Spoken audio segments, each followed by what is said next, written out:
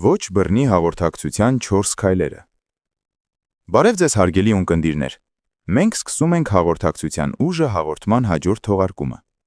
Նախորդ թողարկման ընթացքում մենք խոսեցինք ոչ բռնի հաղորդակցության մասին, որպես խաղաղության և փոխըմբռնման հիմնարար ձևի։ Տեսանք, թե ինչպես է ամերիկացի հոգեբան Մարշալ Ռոզենբերգի կողմից ստեղծվել ոչ բռնի հաղորդակցության տեսությունը։ Այն ստեղծվել է մարդկանց օգնելու նպատակով, այլ կերպ ասած, միմյանց լսելու և հասկանալու համար, և որ ամենակարևորն է, առանց դատելու։ Ռոզենբերգը հավատում էր, որ խոսքը կարող է դառնալ կամուրջ մարդկանց միջև, եթե այն արտահայտում է զգացմունքներն ու կարիքները և չի փոխանցում մեղադրանքներ։ Նախորդ հաղորդման ընթացքում նաև պարզեցինք, որ ոչ բռնի հաղորդակցությունը կիրառվում է ոչ միայն ընտանիքներում և դպրոցներում, այլև հասարակական, կառավարման ու միջազգային հարաբերություններում, նվազեցնելով լարվածությունը և խթանելով համագործակցությունը։ Այսպիսով կարելի է ասել, որ այն ոչ միայն խոսքի, այլև մտածողության և ապրելու ձև է։ Այս թողարկման ընթացքում մենք արդեն խոսելու ենք հաղորդակցության և շփման ընթացքում մոտեցումների մասին, որոնց հիմքում ընկած են ոչ բռնի հաղորդակցության կարևոր քայլերը, թե ինչպես խոսել, որ մյուսը պաշտպանվելու փոխարեն բաց լինի հասկանալու համար։ Եվ արդեն այս անգամ Արաքսն ու Արան քննարկել են ոչ բռնի հաղորդակցման 4 հիմնական քայլերը՝ դիտարկում, զգացմունք, կարիք և խնդրանք։ Դիտարկում սկսվում է պարզ և ճշգրիտ փաստերից, առանց գնահատականների կամ մեղադրանքի։ Սա ստեղծում է վստահություն և թույլ է տալիս ներգրավված կողմերին իրավիճակը հասկանալ ավելի հստակ։ Զգացմունք բացահայտում ենք մեր իրական ապրումները՝ ուրախություն, տխրություն, անհանգստություն կամ շնորհակալություն։ Զգացմունքները կապ են ստեղծում մարդկանց միջև, մոտեցնում զրուցակիցներին և հաղորդակցությունը դարձնում ավելի կենդանի։ Կարիք մեր զգացմունքների հիմքում ընկած են մարդկային կարիքները, օրինակ՝ հարգանք, անվտանգություն, ընդունում, փոխկապվածություն և այլն։ Կարիքների ճանաչումը մեզ ավելի կարեկցող և բաց է դարձնում։ Ըստ այդմ, թույլ է տալիս նաև հարգել մյուսների կարիքները։ Խնդրանք հանգիստ, սիրալիր ձևով արտահայտված ցանկություն կամ հրավեր, որը վիավորում է և օգնում կառուցել փոխըմբռնման և վստահության կապ։ Արայի և Արաքսի երկխոսության ընթացքում Արան այս անգամ արդեն ներկայացրել է ոչ բռնի հաղորդակցման 4 հիմնական քայլերը, համեմատելով դրանք վարդերի խնամքի հետ և միաժամանակ ցույց տալով, որ ինչպես ծաղիկների համար ենք նկատում, հասկանում և ապահովում անհրաժեշտ բաղադրիչները առանց ուժի, նույն կերպ պետք է վարվենք մարդկանց հետ, դիտարկելով, լսելով, հասկանալով և հարգելով նրանց կարիքները։ Թողարկման գլխավոր ուղերձն է խոսել սրտից, լինել ավելի բաց և արված յուրաքանչյուր բառ դարձնել քայլ դեպի փոխըմբռնում և ինքնաճանաչում։ Բարև բոլորին։ Դուք լսում եք հաղորդակցության ուժը փոդքասթի հերթական թողարկումը։ Այսօրվա թեման այն մասին է, թե ինչպես կարելի է խոսել, որ մյուսը ոչ թե պաշտպանվի, այլ հասկանա, առանց վիրավորվելու։ Այսօր իմ զրուցակիցը կրկին Արան է։ Բարև Արաքս։ Շատ հաճախ թվում է մենք շատ ենք խոսում, բայց արդյունքում միմյանց չենք լսում։ Ոչ բռնի հաղորդակցությունը կամ ՎԲՀ-ն ինձ սովորեցրել է կարևորը։ Հաղորդակցությունը միայն բառերի մասին չէ, այլ կապի, սրտից սիրտ փոխանցվող կապի։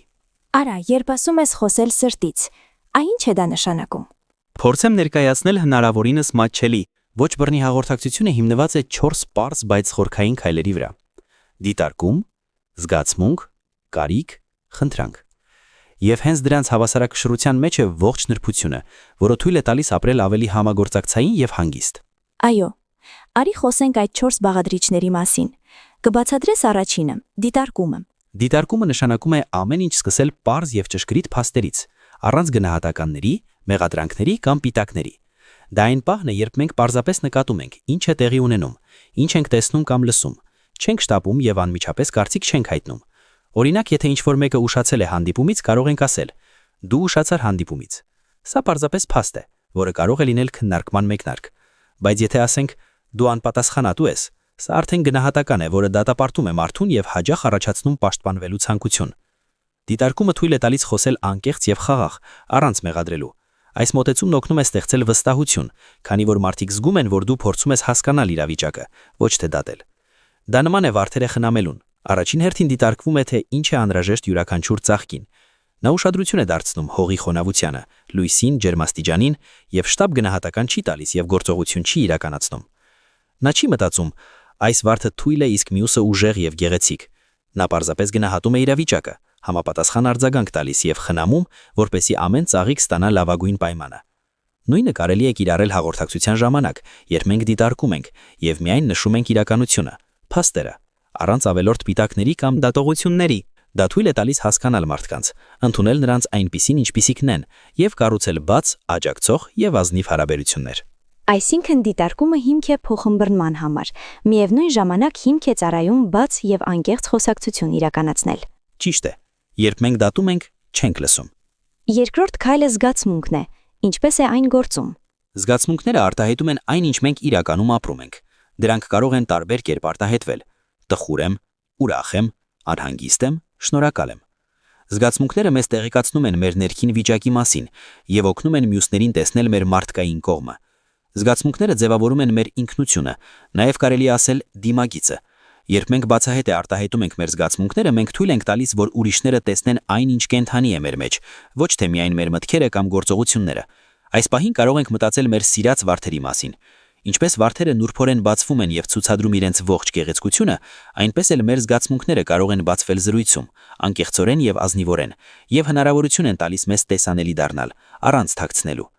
Երբ մենք ասում ենք, որ ինչ-որ բան մեզ ուրախացնում է, մենք բացում ենք մեր սիրտը, ինչպես ծաղիկն է բացվում արևի լույսին։ Երբ խոստովանում ենք տխրությունը կամ անհանգստությունը, մենք ցուցադրում ենք մեր մարդկային կողմը եւ թույլ ենք տալիս, որ ուրիշները մոտենան մեզ հասկանալով եւ աջակցելով։ Այսպիսով, զգացմունքները չեն միայն փոխանցում մեր ապրումները, դրանք կապ են ստեղծում, մոտեցնում մարդկանց եւ հաղորդակցությունը դարձնում ավելի կենթանի եւ իրական։ Բայց շատերը վախենում են զգացմունքները ցույց տալ։ Կարծես դա թուլության նշան է եւ մտածում են, որ այդպես սխալ է։ Հակառակը, հարգելիս, զգացմունքները արտահայտելը եւ դրանից չվախենալը ուժի նշան է։ Երբ ասում եմ, ես մենակ էի ինձ զգում, որովհետեւ ուշադրության կարիք ունեի, ես ոչ թե մեղադրում եմ, այլ կիսվում եմ իմ զգացվողով, ինչն էլ ստեղծում է փոխըմբռնման հնարավորություն։ Երրորդ քայլը կարիքներ, չէ՞։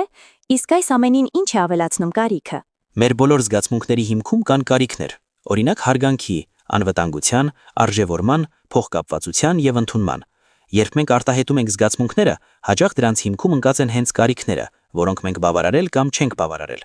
Եթե մենք նախ հասկանում ենք մեր կարիքները, ապա սկսում ենք տեսնել նաեւ ուրիշների կարիքները։ Մենք ավելի կարեկչական եւ բաց ենք դառնում, որովհետեւ գիտենք, որ բոլորիս մոտ կան նույն համընդհանուր մարդկային կարիքները՝ սեր, հարգանք, աջակցություն եւ ապահովություն։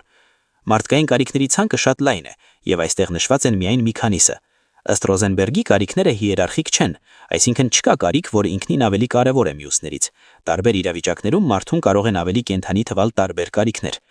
Այս ամենը նույնպես կարելի է պատկերացնել վարդերի խնամքի միջոցով։ Երբ մենք ծաղիկները ջրում ենք, նկատում ենք, թե իրենց աճի համար ինչքան ջուր եւ ինչքան լույս է պետք։ Երբ մենք հասկանում ենք, թե ինչ է անհրաժեշտ յուրաքանչյուր ծաղկին, դրանք ծաղկում են գեղեցիկ եւ առողջ։ Նույն կերպով, երբ մենք նկատում ենք մեր իսկական կարիքները եւ լսում ուրիշների կարիքների մասին, դա մարդկանց միջև բնական կապ է ստեղծում։ Հենց այդ կապն էլ դառնում է հիմք, որ իրար լսելու, հասկանալու եւ աջակցելու համար։ Այս մոտեցումը մեզ օգնում է հաղորդակցվել ոչ թե բառերով, նա ընդհերքում է նաեւ մեր զգացմունքները եւ կարիքները։ Արա, կներկայացնես մեզ 4-րդ քայլը, խնդրանքը։ Ո՞րն է դա։ Խնդրանքի քայլը սկսվում է, երբ մենք արդեն հասկացել ենք, թե ինչ ենք զգացել եւ ինչի կարիք կա։